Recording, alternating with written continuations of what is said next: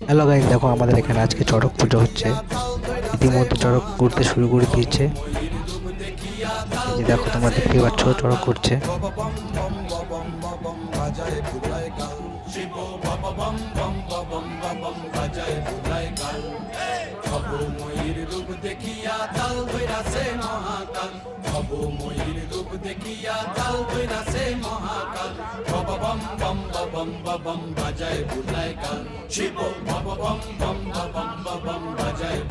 গান।